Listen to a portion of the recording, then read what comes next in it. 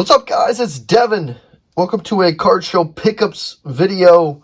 It's got a nice variety and mix in the card show pickups video for today, so it's kind of exciting to go through a whole lot of different stuff, different sports, different grading companies, raw, all different stuff. So kind of a fun across the board card show pickups video for me.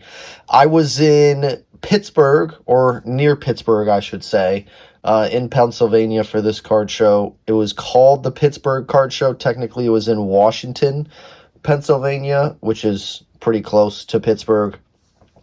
It was a 2-day show. It was on Friday and Saturday, November 1st and 2nd.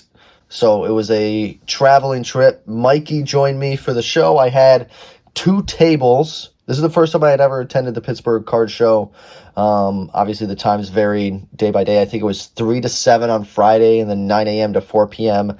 on Saturday. It was inside a mall, which was kind of interesting. So there was tables throughout the majority of like the main hallway, and then there was actually one of the storefronts that it looks like they had purchased, and there was probably about 100 tables inside that area, and that's where I was at. There was 400 tables scattered throughout the mall.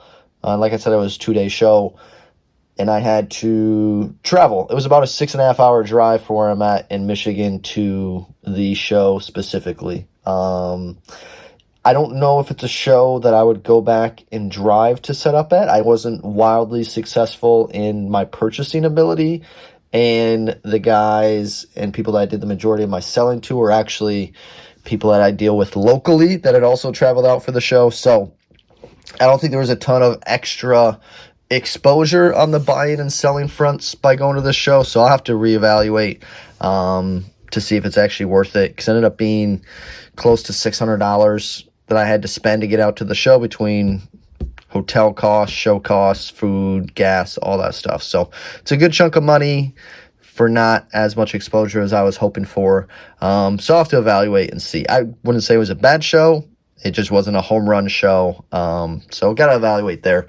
Here's all the pickups, though. There we go. Sorry, that was fuzzy. I'll showcase everything here. We'll go over the cards that were on the cheaper side, which these are all items that I'm going to ship out to my Checkout My Card store. I already know that I'm going to. That's why they're all kind of set in this pile. I did additionally buy a 2-row box of cards, but I just haven't gone through it. It was a lot of cheaper stuff. I think I bought the box for $400, and I just took everything in the 2-row box. There was maybe 8 to 10 cards that'll be valued $30 or higher. The rest are much lower. I'll have to go through that at another point. I don't have that in front of me for this video, so just know I had bought also a 2-row box of cards on top of this stuff. So, Topps Chrome Ultimate Stage, gold out of 50, Jude Bellingham. Topps Now Starring Orange out of 25 of Jude Bellingham. 8 out of 25 for the serial number there. You got a really cool National Treasures Retro Materials of Steve Kerr when he was with the Cleveland Cavaliers. Gold out of 10, 3-color patch there, which is very cool. And the last one that's heading out to check out my cards, an 82 Topps Nolan Ryan as a PSA 8. So those are the 4 cards I already know. I already evaluated them for potentially grading. Condition-wise, I didn't think they were gems, so I set those aside. Those would be going out to check out my cards. This is everything else that was raw, but this is stuff that I'll be keeping either for card shows and or eBay. I haven't evaluated the majority of this stuff. Let's see. I take that back. I did evaluate this stuff already. I think this show yielded nothing that I was going to grade, which was kind of a bummer. Was hoping for a few things, but did not happen. Prism Deca, Damian Lillard, True Black Gold. These are numbered out of 5, 2 out of 5 for Dame time. So kind of an interesting one there. There was no public sales that I could find of a black gold out of 5. There was like black gold shimmers out of 8, but I think it's a really cool set. Very collectible, so I took a gamble there. 2020 Prism Fast Break LaMelo Ball Rookie Autograph Redemption. He's one of the hottest players in the NBA right now, absolutely balling out. Topps Kaka Auto Historic Hat Tricks. That's a sticker autograph, but the autograph looks very nice. So definitely a cool one there. I think this is considered a rainbow foil, if I'm not mistaken. I'd have to go back and check that to make sure I'm accurate on that one. A Merlin Chrome rookie of Lamine Yamal. This is going to be the yellow shimmer out of 175. A Prism Jerome Bettis autograph silver. Sticker autograph, but also same thing as the Kaka auto. Looks very nice. Looks like it's running slightly off the sticker there, which is a bummer, but for the most part, that's a very nice looking auto for Jerome Bettis. Following the Pittsburgh theme, a 101 printing plate of Ben Roethlisberger. This is going to be the 2017 XR yellow plate. Kind of a cool one there. One of the hottest QBs on, you could argue, one of the best teams in the NFL right now. 2016 black gold Jared Goff. Metallic marks rookie auto. It's going to be numbered out of 50. 45 out of 50. I very much like that gold metallic ink. It pops very nicely on the card. Obviously matched the Rams color very well also at the time. Obviously doesn't match the Lions now, but very nice looking metallic gold ink rookie auto of Jared Goff. And I think the coolest raw card by far, I think this is 2020. Yeah. 2020 Topps Dynasty of Mariano Rivera. Top sealed 3-color patch. Very nice 3-color patch, might I add. It showcases all 3 colors very evenly. And this is going to be numbered out of 10, 9 out of 10. And it's a very nice bold blue autograph, which is very nice for this. So an overall very nice looking Mariano Rivera Dynasty patch from 2020, numbered out of 10. That was my favorite raw card by far from the show. This stack was everything that was graded, not by PSA, so it was SGC and Beckett. We're going to start off with probably the best non-PSA slab from the show by far. 1965 Topps Willie McCovey, graded as an SGC 8.5. Centering is phenomenal on it. You can see on the front it looks superb. On the back you can tell why it probably got an 8.5. There is a little bit of soft corners, a little bit of whitening. I wouldn't say anything too crazy by any means, but when you're nitpicking a card from 1965 that's 60 years old, that's what you're going to nitpick, is if there's a little bit of soft corners and whitening. I absolutely love this card once I realized that by SGC, it is the highest grade SGC has ever given this card. It's a Pop 10, so there's 9 other copies that have received an SGC 8.5. However, there has never been anything graded higher by SGC for Willie McCovey from this set. So I think that's very cool. Now, there has been higher grades by PSA. There's been PSA 9s and 10s for Willie McCovey, so you can argue there are better versions of this card out there, better copies. But if you're an SGC fan, for when it comes to vintage, you can argue this is one of the best SGC copies out there. It was freshly graded back within the last, I think, month, the seller told me. It was the last couple of weeks or within the last month. So a very fresh grade. Like I said, Pop 10, highest graded by SGC. And overall, just a very nice looking copy. So I thought this was a no-brainer when I found this at a vintage table. 2014 Prism Kobe Bryant Blue out of 99. Very nice looking true blue design. Serial numbered 5 out of 99 for Kobe from 2014. I'm not a huge fan of the 2014 design, but I will say that the true blue parallel from this year pops very nicely. Some of the other colors I don't like as much, but for some reason the blue looks very nice on the Kobe.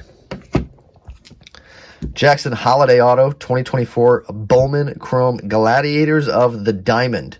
This is going to be a gold 45 out of 50. It was a very nice sticker auto for him. I've seen a lot of his sticker autos are running off, especially on the, I don't know if that's considered the loop into his holiday or the loop on the, I think it's the loop on the J technically. But that usually is running off the sticker I've seen a lot. So the fact that it's all the way on the sticker I thought was really cool.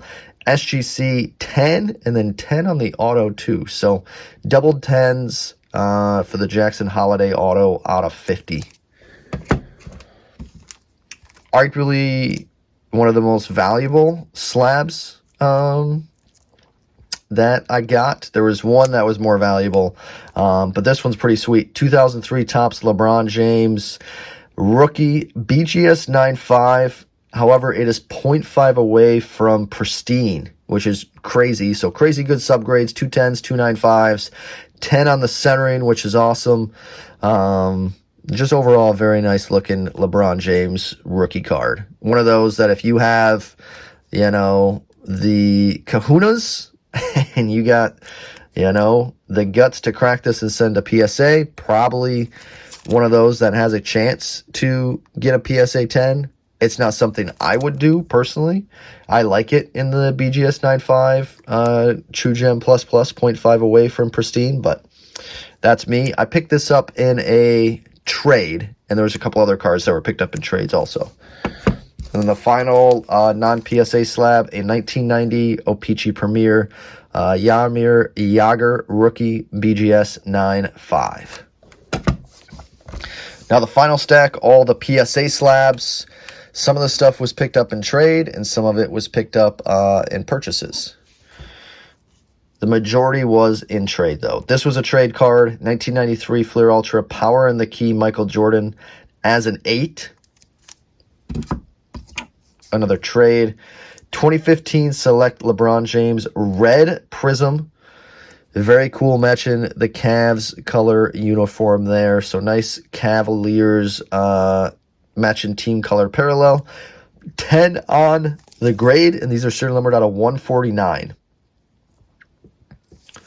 So very cool LeBron James numbered parallel from Select. An iconic photo, 2008 Topps LeBron James orange, the chalk toss picture. These are going to be serial numbered out of 1199. So 98 out of 1199 is the serial number there. And this is going to be graded an 8. An 8 I was very okay with on this card. 2008 Topps was very condition sensitive, especially with whitening on a card like this that has orange across the entire border.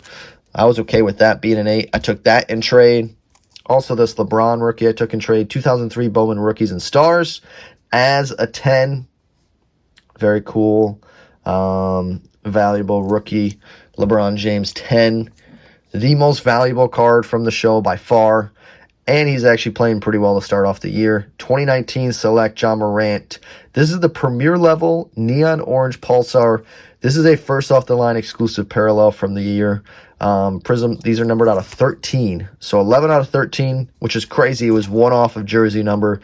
That would have been very cool. But 10 on the grade for this John Morant rookie. To my knowledge, I think this is only sold once publicly ever. I think it's a Pop 3 as a PSA 10, and there's only been one copy that's ever sold, and it was November of last year for $1,500. So that's been the one and only sale that I've been able to find of that card. 2023 Select WWE Batista Legendary Signature Gold. Nice sticker autograph. Actually pretty decently bold autograph, so I don't mind it being a sticker. 10 on the grade, and then it's serial number out of 10. 7 out of 10 is the serial number there. So a nice gold out of 10, and then 10 on the grade for a Batista auto from Select. The Kid, Ken Griffey Jr., 2023 Topps Silver Pack. I think this is from Topps Update, if I'm not mistaken. Yeah. Orange out of 25 as a 10. So the Silver Pack from 2023 Topps Update, the orange out of 25 as a 10. The Celtics are going crazy to start the year. 2016 select Jaylen Brown tricolor rookie as a 10. Still very cheap for a rookie parallel of his compared to a lot of players. I think this sells for like around 130 right now. So crazy cheap for a rookie parallel of Jaylen Brown. And the last one, this unfortunately is actually already accounted for. A 2020 Optic LaMelo Ball checkerboard rated rookie as a 10. I think these are one of the coolest parallels.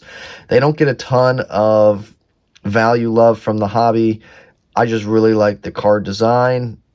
I think they look very nice. They're hard to pull, and they're hard to get a PSA 10 on. So definitely a cool one to get. If I ever wanted to complete an entire set, I think this would be a set that would be very fun to go after. I don't know about in PSA 10s, because some of the no-namers, you would have to just buy a bunch of raw copies and send them in, and I think that could get pretty pricey over time. Maybe it's something you just do the entire set raw. I think that would be pretty cool. If I was ever going to be a set builder, that would be one of the sets that I think I would try to complete for a modern set. That's everything that I picked up from the show, though. Some of it was trade, some of it was just straight purchases, a mix of PSA, BGS, SGC, raw cards, and some lower tier stuff that I'll ship out to check out my cards. So a little bit of everything from the show. Was fun to go to. Like I said, I was hoping for a lot more exposure as far as opportunity to buy cards and sell cards. Unfortunately, I didn't get as much exposure as I was hoping for. Sometimes that happens at shows. I'm not necessarily blaming the Pittsburgh Card Show, but for taking time away from the family, I always try to shoot for the moon, and as close as I can get to that, I'm happy. But I fell a little bit short in my expectations for this show, but that's okay. Another big show coming up is going to be the Chicago Sports Spectacular at the end of November. It's going to be November 22 to 24 in Chicago. I will be set up there with one table. Mikey will be with me. Be a lot of familiar faces at that show. So if you're looking to go to another big show and you're in the Midwest area, check out that show at the end of November. I think it'll be awesome. Thank you for watching this video. Hopefully you guys enjoyed seeing all the stuff I picked up in trade and purchases.